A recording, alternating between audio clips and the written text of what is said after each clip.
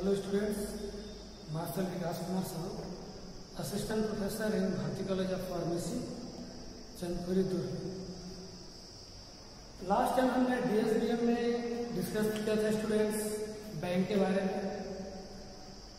कितने प्रकार का बैंक होता है, बैंक में किस तरीके से काम किया जाता है, किस तरीके से वो फार्मास्यूटिकल फील्ड में कोऑपरेट करता है, कैसे वो इंडस्ट्री को लोन देता है, क्रेडिट देता है और कैसे उसका यूटिलाइजेशन करता है।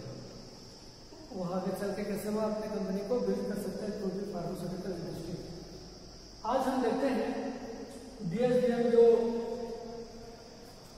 डिप्लोमा सेकंड ईयर का टॉपिक है।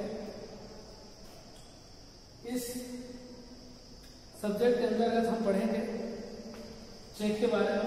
चेक क्या होता है, कितने प्रकार का चेक होता है, कौन ड्रॉई होता है, कौन ड्रॉवर होता है और क्यों महत्वपूर्ण है, एडवांटेज क्या है इसके, डिसएडवांटेज क्या है। चलिए तो सबसे पहले चेक क्या होता है।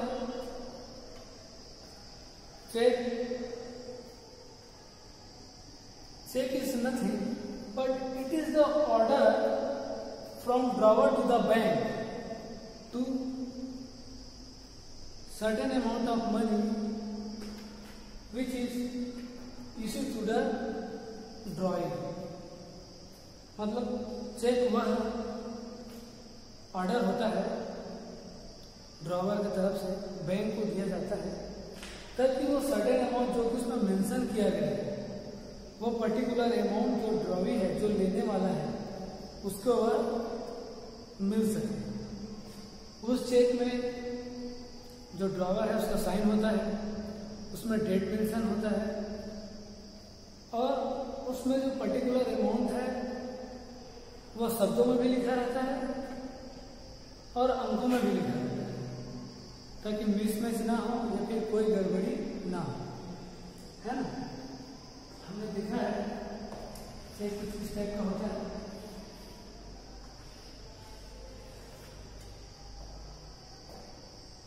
यहाँ पे जिसको हम पे कर रहे हैं उसके बारे में लिखा रहता है। यहाँ पे अमाउंट लिखा रहता है कितने वर्ड्स में लिखा रहता है और यहाँ पे IS करके लिखा रहता है ना। यहाँ पे साइन होता है और यहाँ पे बैंक का डिटेल होता है। यहाँ पे नंबर आता है IFSC code, bank code, branch code, PTC यहाँ पर मेंशन होता है। तो यहाँ पे पर्टिकुलरली जिस पर्सन को कोई चेक दिया जा रहा है तो फिर किसी इंस्टीट्यूट को दिया जा रहा है, जैसे भारतीय कॉलेज को दिया जा रहा है। यहाँ पे भारतीय कॉलेज लिखेंगे, यहाँ पे अमाउंट लिखेंगे कितना दिया जा रहा है, 1 lakh.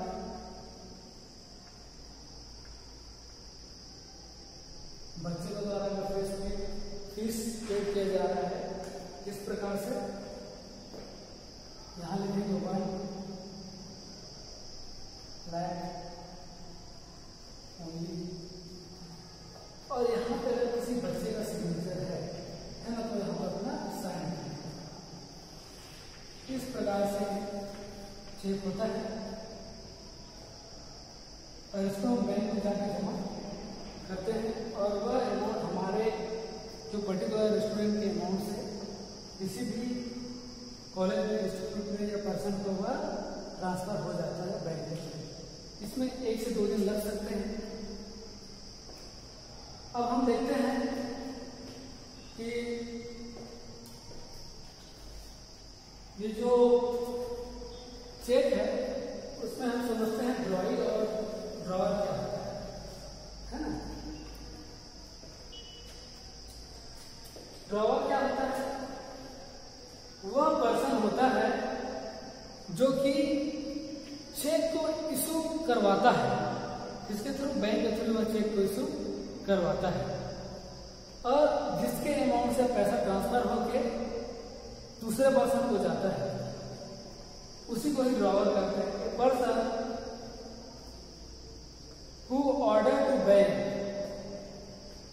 To make a certain amount of money for the drawing is called drawer, है ना।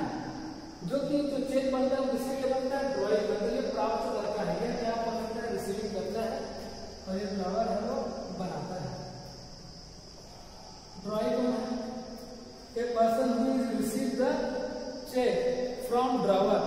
ड्रॉइंग कौन होता है? जो ड्रॉ कर रहा है, पर्सन इसके पास आ रहा है, रिसीव हो रहा है, उसको हम ड्रॉइंग बोल सकते हैं, है ना। इन दोनों के बीच की कड़ी का काम कौन करता है? बैंक करता है। दोनों के बीच की कड़ी का ट्रांसफर जो एक्सचेंज होते हैं उसका काम कौन करता है? बैंक करता है। अलग अलग प्रकार के बैंक जो कि मैंने आपको बता दिया था, private bank, nationalised bank, cooperative bank, है ना। बैंक के बारे में भी आपको मैंने पढ़ा दिया है। अब हम देखते हैं टाइप ऑफ चेक। चेक तो होते हैं लेकिन अलग अलग यूटिलाइजेशन के लिए, अलग अलग पर्सन के लिए, समय के हिसाब से, कंडीशन के हिसाब से चेक को भी अलग अलग प्रकार से डिवाइड किया गया है। पहला है ओपन चेक। ओपन चेक क्या होता है?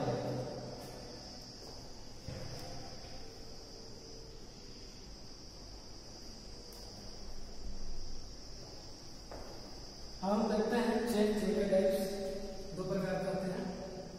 एक होता है ओपन चेक, दूसरा होता है क्लोज चेक। ओपन चेक के बारे में देखते हैं हम। ओपन चेक में क्या करते हैं? कैश पेमेंट होता है, मतलब चेक को जमा करेंगे और वहां पे जो रिसीवर रहेंगे वो कैश के थ्रू चेक को जमा करेगा, उसको कैश मिलेगा। तो जो ओपन चेक है वो भी दो प्रकार का होता है। एक होता है बेरियर चेक, दूसरा होता है ऑर्डर चेक। बेरियर चेक वह चेक होता है जिसमें चेक को जमा करने पर कोई भी पर्सन वहां जाके अमाउंट को रिसीव कर सकता है। उसमें पर्टिकुलर स्पेसिफाइड पर्सन का नाम, नेम कुछ भी मेंशन नहीं रहता। चेक इशू हो जाता है, उसको कोई भी जाके विड्रॉ कर सकता है, उसी को हम बोलते हैं बेरियर चेक। इसमें पेमेंट होता है इन पर्सन, किसी भी पर्सन को यह जो पेमेंट है वह हो सकता है। दूसरा देखते हैं order open cheque. Order open cheque कौन सा है? ऑर्डर ओपन चेक में यह होता है जो पेमेंट अमाउंट होता है वो पर्टिकुलरली किसी स्पेसिफिक पर्सन को ही यह विड्रॉल किया जाता है, या चेक बैंक के द्वारा इसको दिया जा सकता है।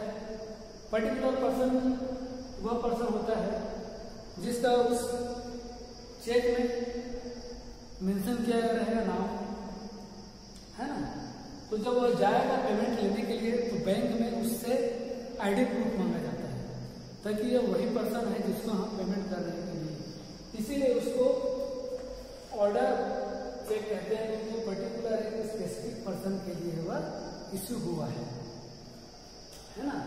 तो ये हो गया ऑर्डर चेक। अब हम देखते हैं क्रॉस चेक। क्रॉस चेक में क्या होता है? ऐसे जो चेक रहते हैं, मैंने बताया आपको, चेक रहते हैं, यहाँ पे रहेगा, यहाँ पे अमाउंट रहेगा, यहाँ पे बैंक का डिटेल रहता है, यहाँ पे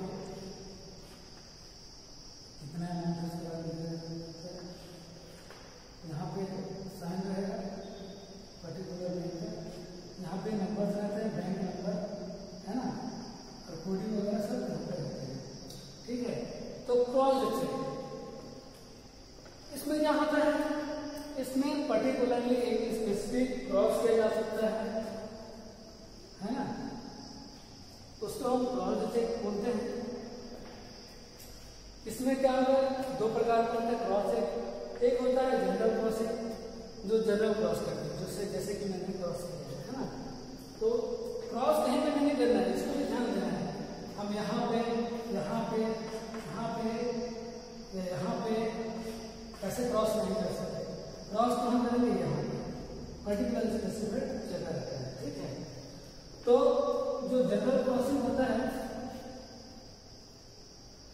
उसमें क्या होता है, जो चेक है, जो हमारा अमाउंट है, जो ड्रॉवर जो भी मेंशन किया गया है चेक में, वह जो डिपॉजिट होता है एनी अदर ऐसे अकाउंट, मतलब कोई भी अकाउंट में वह अदर जो है स्पेसिफिक नाम से वह डिपॉजिट हो जाता है ना। कोई भी अदर डिपॉजिट में अकाउंट में जो है डिपॉजिट हो जाता है, इसमें जनरल क्रॉसिंग कहते हैं। स्पेसिफिक क्रॉसिंग में यहाँ पे ऐसे लिखा जाता है ना, अकाउंट में ट्रांसफर, मतलब इसमें पर्टिकुलरली किसी भी अकाउंट में ट्रांसफर हो सकता है, डिपॉजिट हो, सेविंग अकाउंट हो, करंट अकाउंट हो, रिकरेंट अकाउंट हो, है ना, उसमें डायरेक्ट ट्रांसफर हो जाता है। और स्पेसिफिक क्रॉस में जैसे कि मैंने यहाँ बताया है, यहाँ पैसे क्रॉस रहेंगे, यहाँ पे पैसे कैसे रहेंगे, है ना, तो उसमें क्या होगा, वह पर्टिकुलर स्पेसिफिक नेम वाले अकाउंट में ही जाएगा, वह पर्टिकुलरली स्पेसिफिक नेम वाले अमाउंट में ही जो पैसा है वह ट्रांसफर होगा, है ना। तो ये हमने देख लिया टाइप्स ऑफ चेक, दो प्रकार के होते हैं। दो प्रकार के बाद जो पहला है ऊपर, दूसरा क्रॉस। ऊपर जो दो प्रकार के होते हैं, बेरियर तथा ऑर्डर चेक। बेरियर में कोई भी पर्सन को विड्रॉल हो जाता है अमाउंट कैश के थ्रू। ऑर्डर में स्पेसिफिक पर्सन होता है। दूसरा जनरल क्रॉसिंग होता है, जनरल कोई भी एनी अमाउंट में जो है ट्रांसफर कर सकता है, स्पेसिफिक अकाउंट में ही पैसा ट्रांसफर होता है। अब आगे हम देखते हैं advantage of check.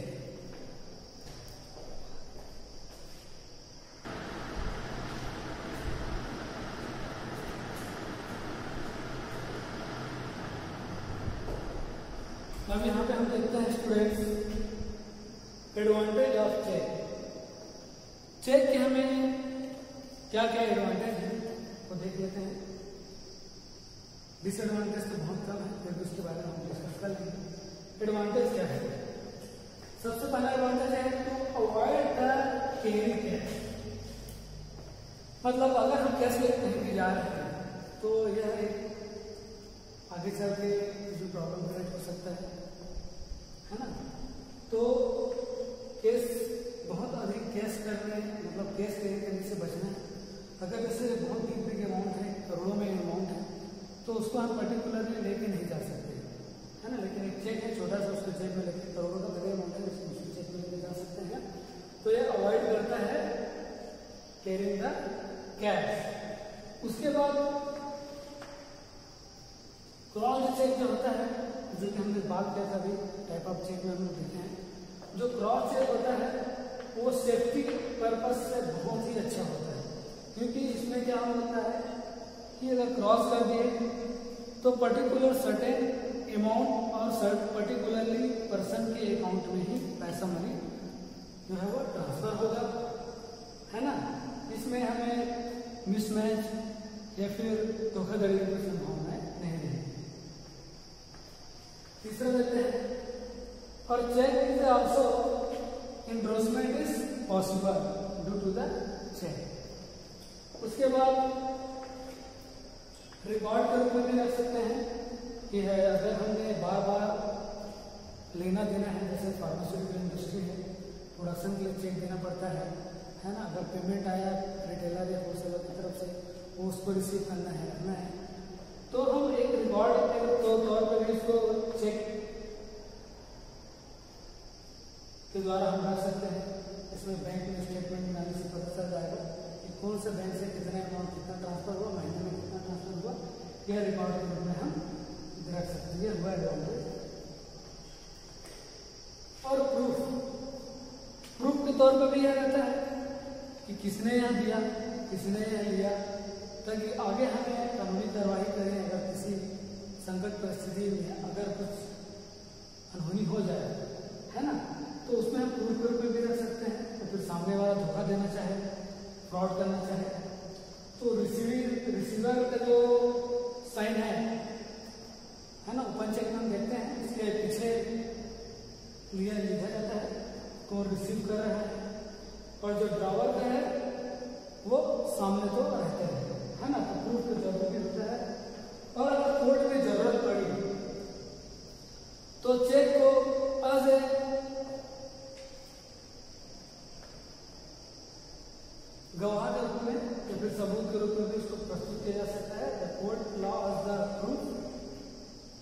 for the counterfoil can be attached by the particular person who is faced with this type of fraud or any fraud, है ना। तो चेक के ये एडवांटेज हो गए, और भी बहुत सारे एडवांटेज हैं। लाने ले जाने में सुविधा है, आपको किसी भी अलग से सर्वेंट की जरूरत नहीं पड़ेगा या आपको एक्स्ट्रा बर्डन नहीं पड़ेगा। उसके अलावा उसको आप आसानी से जेब में रख सकते हैं, चोरी होने के चांसेस बहुत कम रहेंगे, है ना। तो ये सब एडवांटेज है चेक का। अब हम इसका डिसएडवांटेज भी देख सकते हैं कि इसमें ट्रांसफर होने में, जैसे सेविंग अकाउंट का जो चेक है, इसका सेविंग अकाउंट का जो चेक है, उसको ट्रांसफर होने में 1 से 2 दिन लगता है। तो अगर हमें रिसेंटली अगर पैसे की जरूरत है, सर्टेन अमाउंट ऑफ मनी अगर रिक्वायरमेंट है राइट नाउ, तो इसका डिसएडवांटेज है कि जो सेविंग अकाउंट में जो स्पेसिफिक क्रॉस चेक रहता है उसमें अकाउंट में ट्रांसफर होने में समय लगता है। या फिर हमें जैसे बैंक तो 24 आवर्स नहीं हो पा रहे थे, लेकिन अगर जैसे हमें रात में जरूरत पड़ा तब भी यह उसका निगेटिव पॉइंट्स है, डिसमेरिट्स है कि हमें चेक के थ्रू हम उसका चेक जमा नहीं कर सकते, है ना।